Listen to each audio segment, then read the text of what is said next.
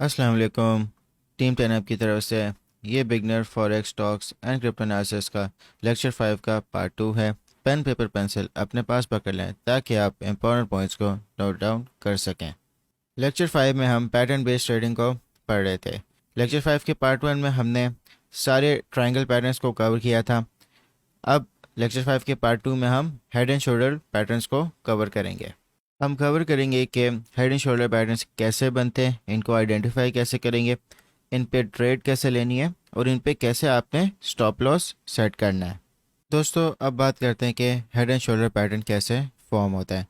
सबसे पहले आप सपोज कर लो कि एक अप ट्रेंड चल रहा है, हायर हाइज और लोअर लोज फॉर्म हो रहे हैं। अब दोस्तों जैसा कि आप देख सकते हो कि जो नेक्स्ट इसका स्विंग है वो मज़ीद और अप ट्रेंड की तरफ जाना चाहिए, मगर जो प्राइस एक्शन है उसमें आपको रिजेक्शन मिल जाती है। ये इसलिए होता है क्योंकि ये एक मेजर रेजिस्टेंस लेवल है, जिसकी वजह से जो बाइंग प्रेशर था उसमें कमी हो गई और जो सेलिंग प्रेशर है वो काफ़ी बढ़ गया। जैसा कि आप देख सकते हैं कि ये इसका हेड हो गया और ये लेफ़्ट शोल्डर हो गया और ये इसका राइट शोल्डर हो गया। मज़ीद कंफर्मेशन इसको आपको मिलेगी एक मेजर रेजिस्टेंस लेवल पे, जो कि यहाँ पे आपको मिल रहा होगा, जहाँ पे आपका जो हेड है वो क्रॉस करेगा और वहाँ से इसका जो प्राइस एक्शन है वो गिरेगा। तो दोस्तों अब मैं आपको बताता हूँ कि हेड एंड शोल्डर पैटर्न को कैसे कंफर्म करना है। मैं आपको दो कंफर्मेशंस बताता हूँ। सबसे पहले आपने बुलिश ट्रेंड लाइन बनानी है। जैसा कि आप देख रहे हो कि एक अप ट्रेंड है और किस तरह जितने भी इसकी जो प्राइस रिजेक्शंस हैं किस तरह उनको सपोर्ट मिली है ट्रेंड लाइन से। यहाँ पे भी आप देख सकते हो सपोर्ट मिली, फिर यहाँ पे, फिर यहाँ पे। तो दोस्तों जैसा कि आप देख सकते हो कि जब इसका हेड फॉर्म हुआ तो उसको मेजर रेजिस्टेंस से काफ़ी रिजेक्शन मिली, तो इसकी वजह से जो इसका प्राइस एक्शन है उसने बुलिश ट्रेंड लाइन को तोड़ दिया और वहाँ से रिजेक्ट हो गया। मगर जो इसका राइट शोल्डर है, आप जैसे कि देख सकते हो कि वो वापस रीटेस्ट करने गया बुलिश ट्रेंड लाइन को और वहाँ से फिर दोबारा रिजेक्ट हो गया। तो दोस्तों ये दो कन्फर्मेशंस हैं आपकी हेड एंड शोल्डर पैटर्न की।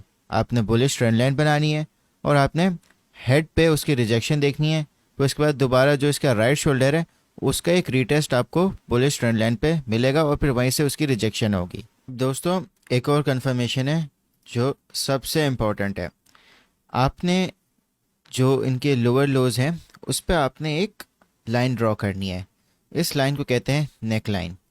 जिस वक्त जो राइट शोल्डर है जब वो नेक लाइन को ब्रेक करेगा तो आपके पास कंफर्मेशन हो जाएगी कि जो अप ट्रेंड है वो ख़त्म हो चुका है और प्राइस अब डाउन ट्रेंड की तरफ चला जाएगा। तो आप एक अच्छी सी यहाँ पे शॉर्ट पोजीशन ओपन कर सकते हो। तो दोस्तों आप इसको ड्रॉ कर लो एज इट इज़, ठीक है। सबसे पहले आपने एक अप ट्रेंड को आइडेंटिफाई करना है, फिर उसके बाद आपने मेजर रेजिस्टेंस लेवल देखना है, फिर उसके बाद आपने लेफ़्ट शोल्डर और हेड को आइडेंटिफाई करना है, ठीक है। और फिर उसके बाद आप एक बुलिश ट्रेंड लाइन बनाओगे और आप कंफर्म करोगे कि जो लोअर लोज हैं क्या उनको सपोर्ट मिल रही है इस ट्रेंड लाइन से, ठीक है, जैसे कि एक बुलिश ट्रेंड लाइन में होती है। और आपने देखना है कि क्या जो मेजर रेजिस्टेंस के बाद जो हेड था उसमें क्या रिजेक्शन हुई और बुलिश ट्रेंड लाइन क्या वो टूट गई। फिर उसके बाद आप एक नेक लाइन बनाओगे जिसमें आप लोअर लोज को कनेक्ट करोगे लेफ़्ट शोल्डर के हेड को और जो आपका राइट शोल्डर फॉर्म हो रहा होगा। और अगर जो राइट शोल्डर की जो प्राइस एक्शन है वो बुलिश ट्रेंड लाइन पे रिजेक्ट होती है और फिर उसके बाद नेक लाइन से भी मज़ीद रिजेक्ट हो जाती है तो ये आपका कंफर्मेशन पॉइंट बन गया। आप इन सब को as it is note down कर लो। दोस्तों अब हम आते हैं चार्ट्स पे। अभी हम बिटकॉइन के डेली चार्ट पे हैं, ठीक है। मैं आपको बताता हूँ कि हेड एंड शोल्डर पैटर्न को कैसे आइडेंटिफाई करना है और किस तरह ट्रेड करनी है इसके ऊपर। तो दोस्तों जैसा कि आप देख सकते हो कि ये ट्रेंड लाइन को प्राइस एक्शन किस तरह सपोर्ट कर रहा है और यहाँ पे फिर इसको रिजेक्शन भी मिली और एक रीटेस्ट हुआ। अब मैंने हेड एंड शोल्डर पैटर्न को सिलेक्ट कर लिया, ठीक है। तो मुझे नज़र आ रहा है कि ये इसका लेफ़्ट शोल्डर बना है जिसको फिर सपोर्ट मिली ट्रेंड लाइन से। फिर ये इसका हेड बना जो लेफ़्ट शोल्डर के प्राइस एक्शन से ज़्यादा था और फिर ये ब्रेक हो गया ट्रेंड लाइन से। और फिर ये बना इसका राइट शोल्डर जो रिटेस्ट होने को गया ट्रेंड लाइन पे और फिर इसने नेक लाइन को ब्रेक कर दिया। अब इस टूल की खासियत ये कि ये आपको ऑटोमेटिकली एक नेकलाइन बना के दे देगा, तो इससे आपका काम आसान हो जाएगा। तो जैसा कि आप देख सकते हो कि जो प्राइस एक्शन है वो थोड़ा पैटर्न से आउट हो रहा है, इसका कोई मसला नहीं है। आप सिर्फ पैटर्न पे फोकस करेंगे, किस तरह पैटर्न एक बन रहा है, ठीक है। और जैसा कि आप देख सकते हो कि नेकलाइन यहाँ से ब्रेक हो गई है, तो आप शॉर्ट पोजीशन यहाँ पे भी ओपन कर सकते हो। मगर अगर आप एक एग्रेसिव ट्रेडर हो और आपको ये पैटर्न को बहुत अच्छे से आइडेंटिफाई करना आता है, तो आप इसकी रीटेस्टिंग के ऊपर आप शॉर्ट पोजीशन ओपन कर सकते हो। तो जो आपका टारगेट होगा वो इस तरह बनेगा कि जो आप हेड से इसकी नेकलाइन तक आप लाइन ड्रॉ करोगे, ठीक है। और वो आपका टारगेट इसकी नेकलाइन की जब ब्रेक होगी वहाँ तक उसका ये टारगेट बनेगा। तो आप देख सकते हो कि किस तरह ये एग्जैक्टली अपने इस टारगेट तक ये पहुँचा है। अब आप स्टॉप लॉस इस तरह सेट कर सकते हैं कि अगर आपने यहाँ ट्रेड ली इसकी रीटेस्टिंग के ऊपर, तो आप इसके हेड के हिसाब से आप अपना स्टॉप लॉस सेट कर सकते हो। तो दोस्तों अगर हम इसका risk to reward ratio calculate करें, तो आप इसकी रीटेस्टिंग पे आपने शॉर्ट ओपन की और आपने आप इसके हेड पे आपने स्टॉप लॉस रखा, और जो इसका टारगेट है उसके हिसाब से आपने यहाँ पे क्लोज कर दी अपनी पोजीशन। तो आप देख सकते हो कि जो आपका रिस्क है वो 8.35% है और जो आपका प्रॉफिट है वो 49.33% है। तो ये एक बहुत अच्छा रिस्क टू रिवॉर्ड रेशियो वाला ट्रेड है। तो ये पैटर्न बहुत इंपॉर्टेंट है, तो आप इसको जितना अच्छा आप आइडेंटिफाई कर सकते हैं और इसकी कन्फर्मेशंस को, वो उतना ही अच्छा आपकी ट्रेड बन सकती है। दोस्तों अब बात करते हैं टाइम फ्रेम पे। आप time frame day chart select कर सकते हैं या 4 आवर, क्योंकि इसमें प्राइस एक्शन को काफ़ी टाइम मिल जाता है फॉर्म होने में।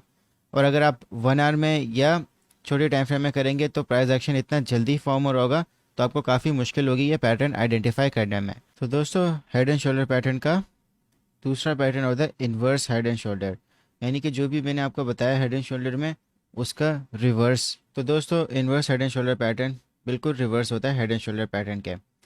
आपकी इसमें बेरिश ट्रेंड लाइन बनती है और इसमें जो आपका हेड एंड शोल्डर पैटर्न होता है उसमें आप देखो कि जो लेफ़्ट शोल्डर है उसको फिर बेरिश ट्रेंड लाइन से रेजिस्टेंस मिली, फिर इसके बाद इसका हेड बना, फिर उसने ब्रेक कर दिया बेरिश ट्रेंड लाइन को, फिर जो इसका राइट शोल्डर था वो रिटेस्ट के ले गया बेरिश ट्रेंड लाइन पे, फिर वहाँ से रिजेक्ट होके ये फिर अपवर्ड इसने मूव ले लिया। यानी कि जो इन्वर्स हेड एंड शोल्डर है वो एक डाउन ट्रेंड में बनता है और वो रिवर्स हो जाता है अप ट्रेंड में। और आप इसका अगर टारगेट देखो जो इसका हेड का बन रहा था वो एग्जैक्टली इसका ऑलमोस्ट ब्रेकआउट पे रीच हो गया। तो दोस्तों मैंने आपको बता दिया हेड एंड शोल्डर पैटर्न और inverse head and shoulder pattern क्या होते हैं, कैसे बनते हैं और किस तरह उन पर ट्रेड करनी है। तो मैं आपको टास्क दे रहा हूँ, आपने हेड एंड शोल्डर पैटर्न का पूरा स्ट्रक्चर बनाना है, जैसे कि मैंने आपको बताया था कि उसको नोट डाउन करना है। आप उसको ड्रॉ करोगे और कोई भी एक चार्ट आप अपनी मर्ज़ी से सिलेक्ट करें और उसमें हेड एंड शोल्डर पैटर्न या inverse head and shoulder pattern आप ड्रॉ करें। तो आपने ये दोनों चीज़ों को कमेंट सेक्शन में करना है।